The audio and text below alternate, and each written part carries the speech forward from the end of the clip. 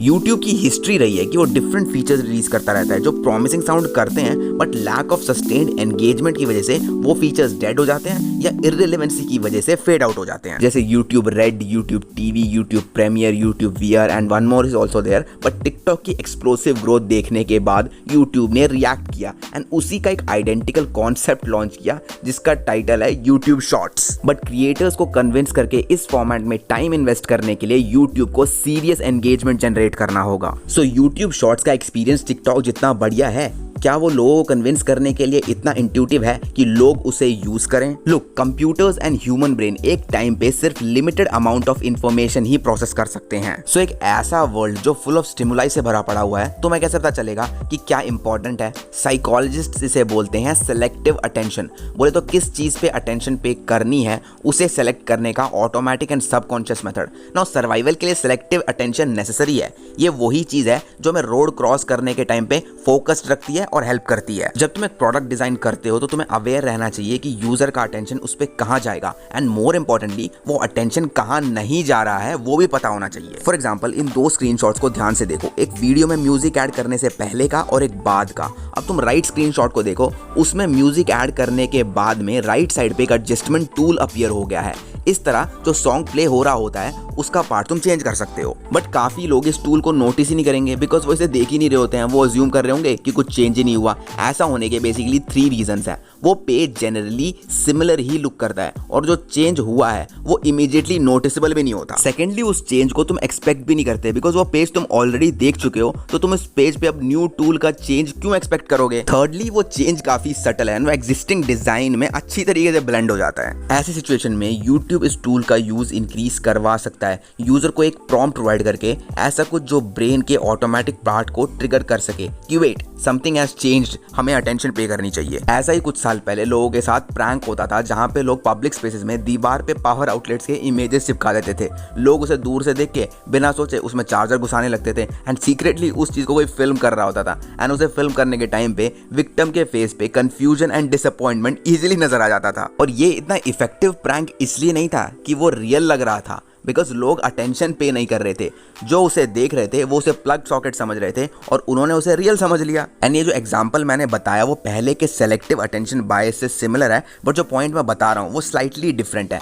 वैसे मैं इस एग्जांपल को दोनों कॉन्सेप्ट को डेमोन्स्ट्रेट करने के लिए यूज कर सकता था। नाउ यूट्यूब भी यूजर्स के साथ एक सिमिलर प्रैंक खेल रहा है बिकॉज वीडियो में म्यूजिक ऐड करने के बाद जो बटन है वो स्लाइटली ट्रांसपेरेंट एंड इनएक्टिव हो जाता है, जो एसेंशियली एक बटन के स्टिकर में चेंज हो जाता है। तुम जहां पे भी टैप करते हो वहां पे तुम्हें एक सर्कल नजर आ जाता है जो कैमरा के फोकस की तरह एक्ट करता है। इंस्टेड बटन तो एग्जिस्ट करना चाहिए बट टैप करने पे इट शुड डू समथिंग जो कॉन्टेक्स्ट को एक्सप्लेन करे कि वो इनएक्टिव क्यों है। उसके बिना तुम एक इंटेंशनली डिसेबल्ड बटन और ब्रोकन वन में डिफरेंस कैसे पता चलेगा?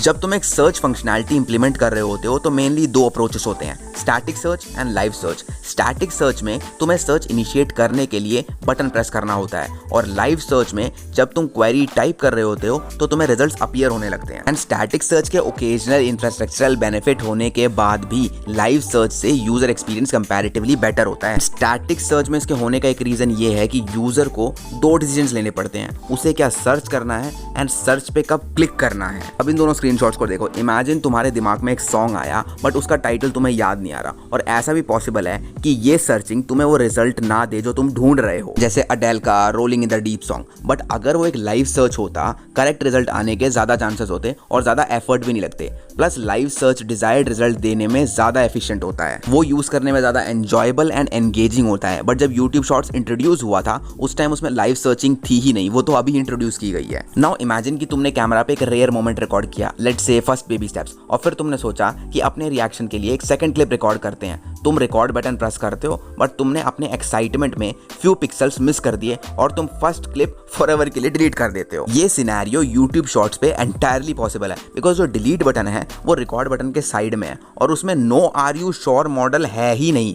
ये चीज ना इजीली अवॉइड की जा सकती है आर यू श्योर मैसेज डाल के, जो जैसे टिकटॉक और इंस्टाग्राम पे होता है। अगर YouTube चाहता है कि लोग original, moving, engaging content capture करें तो उनसे मिस्टेकनली लोगों के हार्डवर्क की इरिवर्सिबल डिलीट चीटिंग मत करवाओ भाई। वैसे भी जब तुम प्रोडक्ट बनाते हो तो तुम्हें अवेयर रहना चाहिए कि प्रोसेस में पॉइंट्स कहाँ पे हैं जहाँ से लोग डेटा एक्सीडेंटली लूज कर जाएंगे। फॉर एग्जाम्पल, अगर तुम एक साइन अप फॉर्म फिल कर रहे हो और एक्सीडेंटली तुमने बैक बटन प्रेस कर दिया और सारा साइन अप फॉर्म ही क्लियर हो गया, तो वो यूट्यूब शॉर्ट्स वाली हालत हो जाएगी। टिकटॉक और इंस्टाग्राम जैसे वार्निंग साइंस आने चाहिए बैक बटन प्रेस करने पे। ये जो यूट्यूब शॉर्ट्स पे कंटेंट अपलोड करने की जर्नी होती है ना, वो 5 चीजों पे बेस्ड होती है: deciding, filming, editing, uploading and reviewing. Deciding में तुम्हें ये देखना है कि तुम क्या कंटेंट क्रिएट करोगे, फिल्मिंग में क्या सीन्स तुम्हें फिल्म करने हैं, एडिटिंग में क्या इफेक्ट्स एंड फिल्टर्स लगाओगे, अपलोडिंग में वीडियो का क्या नाम होगा और अपलोड बटन पे प्रेस करना, एंड फाइनली रिव्यूइंग में watching it back live. Final step थोड़ा एरोगेंट लग सकता है, बट कंटेंट क्रिएटर को पता होता है कि वो स्टेप कितना इंपॉर्टेंट है।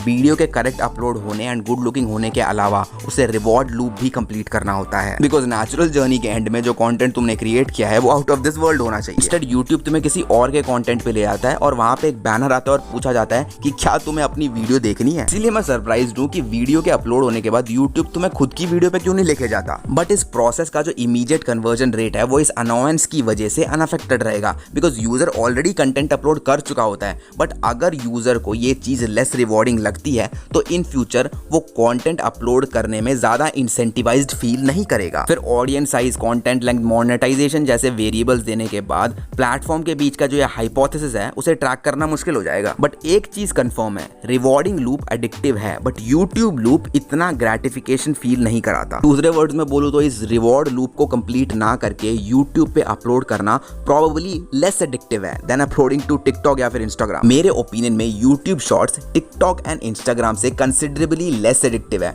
Both as a viewer and as a content creator. And यही यूट्यूब की प्रॉब्लम है। शॉर्ट्स शायद सक्सेस हो जाए, बट अगर वो होता है तो वो यूट्यूब कम्युनिटी के शेयर साइज की वजह से होगा, उसके वर्ल्ड क्लास एक्सपीरियंस की वजह से नहीं। टिकटॉक एंड इंस्टाग्राम रील्स भी परफेक्ट नहीं है, बट उन्होंने एक ऐसा प्रोडक्ट डिजाइन किया है जो लोगों को पसंद है। मैंने टिकटॉक, रील्स, यूट्यूब शॉर्ट्स सब यूज किया है, बट वाई के बटन पे फिंगर ना प्रेस करके भी तुम्हें एक वेग फीलिंग आ सकती है कि इन तीनों प्लेटफॉर्म में से एक बेटर है। सो गाइस, अगर तुम्हें वीडियो अच्छी लगी हो तो मुझे कमेंट करके बताना which was the best part. And अगर तुमने अभी तक डार्क साइड ऑफ मेंस्ट्रुएशन नहीं देखा है तो लेफ्ट वीडियो पे क्लिक करो, और अगर रैंटी होना पे पॉडकास्ट देखना है तो राइट वीडियो पे क्लिक करो।